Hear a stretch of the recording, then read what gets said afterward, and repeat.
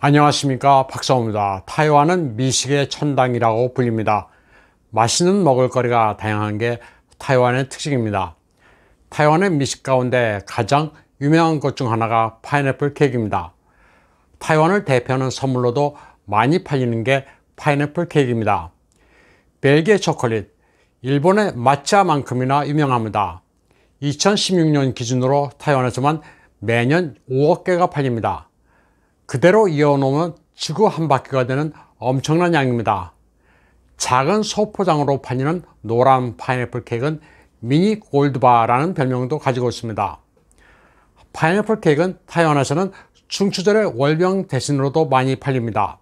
제빵 기술처럼 각양각색의 파인애플 케이크를 만드는 취미를 가진 주부들도 많습니다. 파인애플로는 케이크 이외에 잼도 만들어 먹고 여러 요리에도 사용됩니다. 그런데 중공이 파인애플을 가지고 갑자기 타이완을 압박했습니다. 2월 25일 중공은 타이완산 파인애플에 벌레가 검출됐다면서 3월 1일부터 수입을 전면 금지한다고 통보했습니다. 타이완 농업위원회는 이를 총통부에 보고했습니다. 총통부는 즉각 해명을 요구했지만 중공은 일방적으로 금수 조치를 선포했습니다. 2, 3월이 파인애플 수확기인데 이 시기에 맞췄습니다. 보통 중공에서 타이완산 파인애플의 합격률은 99.79%입니다. 타이완산 파인애플은 품질이 좋아 검사가 까다로운 일본에서도 수입하는 품종입니다. 중공은 사전 예고도 없이 수입을 금지했습니다. 중공은 타이완산 파인애플의 최대 수입국입니다. 전체 수출의 95% 이상이 중공입니다. 중공이 차이잉원의 민진당 정부를 노골적으로 압박하기 위해 금수 조치를 취한 겁니다. 타이완 내 파인애플의 주산지는 난토우, 짜이, 타이난, 까오슝, 핑동 등 대체로 민진당이 우세한 지역들입니다. 그러나 결정적인 타격은 되지 못합니다. 타이완에서 농업이 차지하는 비율은 GDP의 2%에 불과합니다. 정치적인 목적으로 중공이 취한 파인애플 금수 조치는 호주에 대한 와인 금수와 판박입니다. 중공 관영 환구시보는 파인애플 금수가 정치적임을 숨기지 않았습니다. 민진당 정권이 평화통일을 하자는 중공의 양한 노선을 어겨 실망시킨 대가라고 말했습니다. 그러면서 파인애플 정도는 경제 카드 축에 속하지도 않는다.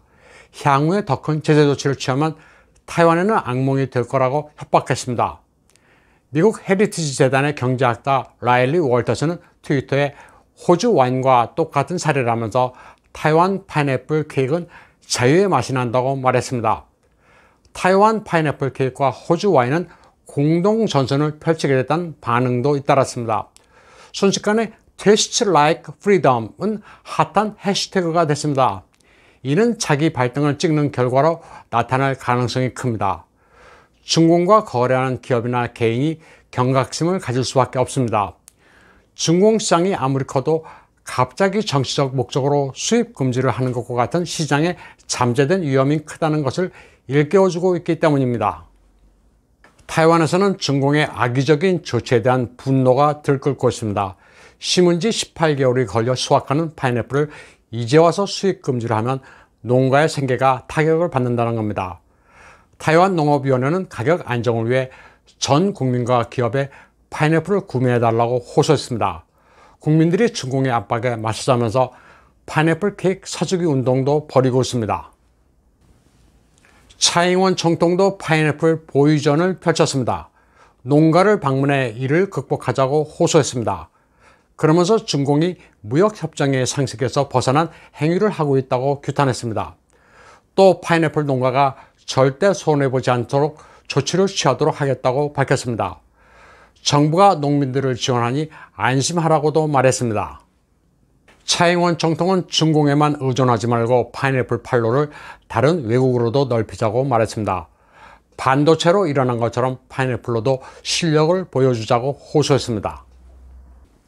파인애플 농가를 살리자는 호소에 고석철과 전자기업, 차이잉원 팬클럽, 세계 타이완 기업인회 등이 적극 나서서 파인애플을 대량 구매했습니다. 파인애플의 주 산지 중 하나인 핑동에서는 현장이 직접 나서서 판로를 개척했습니다. 일본의 슈퍼마켓 체인에 600톤을 팔게 됐습니다. 농가에 나와서 파인애플을 컨테이너에 싣고 엄지척을 하고 있습니다. 타이완산 파인애플은 일본의 도쿄, 사이타마, 군마에서도 아주 잘 팔리는 과일입니다. 타이난 현지에 정착해 라면 체인점을 하는 일본인도 파인애플 1000kg을 구입했습니다. 노자키 다카오란 이 라면 요리집 주인은 타이완이 동일본 대지진 때 도와준 데 대해 신세를 갚기 위해 파인애플을 구입했다고 말합니다. 구입한 파인애플은 라면을 먹는 손님들에게 하나씩 증정할 것이라고 밝혔습니다. 타이완의 입법위원 고고원은 타이완 일본 간 우위를 살리기 위해 그가 이미 구입한 분량에 더해 3110kg을 맞출 것이라고 말했습니다. 동일본 대지진이 3월 11일이기 때문입니다. 노자키 다카오 씨는 2016년 타이완에서 지진이 발생했을 때도 직접 현장에 달려가 구조대원들에게 라면을 봉사했습니다. 2018년 수해 현장에서도 마찬가지였습니다.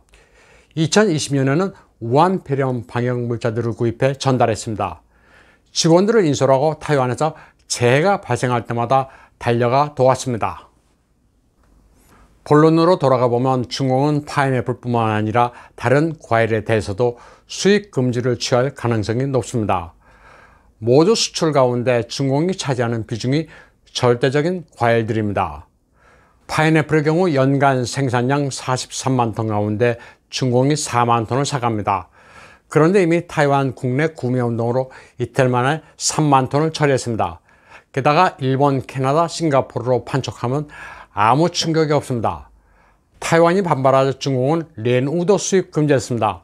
렌우는 한국어로 연모, 영어로는 왁스 애플로 불리는 과일입니다. 이 밖에 석가 파인애플, 포도 유자, 오렌지도 타겟이 될 수 있습니다. 사정이 이런데도 친중 국민당은 농민들이 당해도 싸다는 입장입니다. 국민당의 비례대표 입법위원 리더웨이는 국민당 집권 시절 중국과의 협조를 통일 전선 전술이라고 욕했던 농민들은 당해도 된다는 식으로 말했습니다. 농민들이 민진당을 선택한 대가라면서 투표를 하면서 정치적 위험은 고려하지 않았느냐고 탓했습니다. 국민당 소속으로 총통을 지냈던 마잉주도 중공을 질타하기는커녕 농민들과 민진당을 탓했습니다. 자신과 중공이 주장하는 구의 공식을 지켰다라면 오늘날 같은 무역 보복은 없었을 것이라는 엉뚱한 말을 했습니다. 철저히 중공 편을 들고 있습니다. 지금 타이완의 국민당은 완전히 변했습니다. 장개석의 반공 노선에서 지금은 공산주의 중공의 편을 들고 있습니다. 한국인들은 거꾸로 알고 있는 경우가 많습니다. 결연한 반공 입장인 민진당을 좌파로 알고 있습니다. 물론 민진당이 리베럴 성향이 없는 것은 아니지만 좌파는 절대 아닙니다. 중공이 타이완의 과일에 대해 금수 조치를 취한 것은 외화 절약 차원일 가능성도 높습니다. 양회를 앞두고 타이완의 정치적 압력을 가하는 목적도 있고 중공의 외환 사정이 녹록치 않은 배경도 있습니다. 민영기업 도산의 파도가 몰아치고 있습니다. 그 조짐이 심상치 않은데 선전경제특구는 개인 파산 조례가 3월 1일부터 발효됐습니다. 그리고 중공에서는 최초로 파산 사무관리서가 선전에 설립됐습니다. 오늘 방송은 여기까지 하겠습니다. 시청해주신 여러분 감사합니다.